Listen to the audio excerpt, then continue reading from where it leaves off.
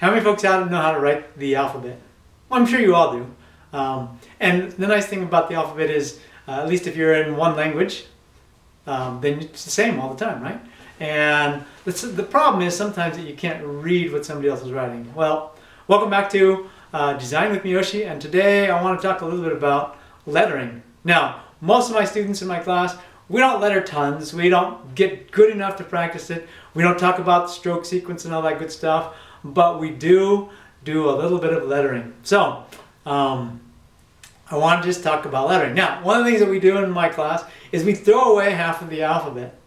Half of the letters, rather. We throw away half the letters. And when I ask my students, hey, isn't that great? Which half should we throw away?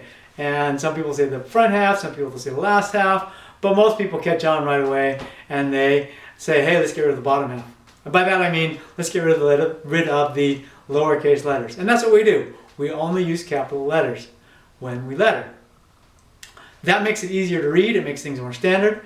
We have the numbers and the letters. They're all in the standard notation, and then we just use them like regular letters. And like I said, we don't do much lettering in my class, but we do a few of them. And so I have my students do those letters, all caps, and they look pretty nice and neat for the most part. And a few of them don't do as well as others, and some of them are really great. And we just keep working on them. But like I said, we don't do very many letters. We always have we line up our paper so that it's landscape. And so it's the short side's on the left and right, and the long side's on the top and bottom. And then we have a little 1-inch border on the edge, and then we make them fairly small, between 3/8 of an inch, 3/16 and 1/8 of an inch. So it's pretty small. Between an 1/8 and a 3/16 of an inch is pretty small letters, and we usually do 5 lines of those letters. And I show them how to make some parallel lines and all that good stuff.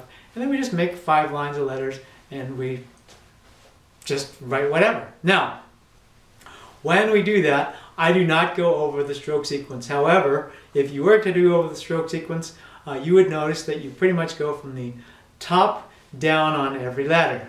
And you go even on the M and N and all those kind of letters. You always start from the top and you go down.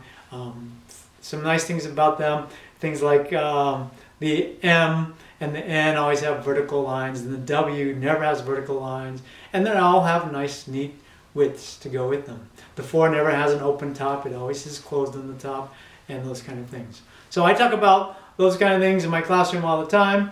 Not all the time, but when we do our lettering, so each year I talk about them for a little bit in my lettering section, and we go through all that good stuff. But the main thing is you need to be conscious of the lettering, because you want to be able to communicate with other folks who are reading your drawings.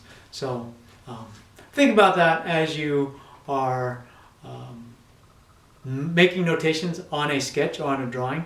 Make sure that other people can read them, because if they can't read what you've written, then your drawing or your notes on your drawing aren't going to be any good to anybody unless you're there. And you don't want that to be true. You want to be able to pass sketches and drawings to other people so they can make what you're trying to communicate and have them make. So,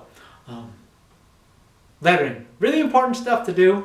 And again, I didn't go through all the details of how to do it, but there are lots of things that you need to do to make, well, you just have to practice. And if you practice enough, you can make your letters legible for people so they can read them.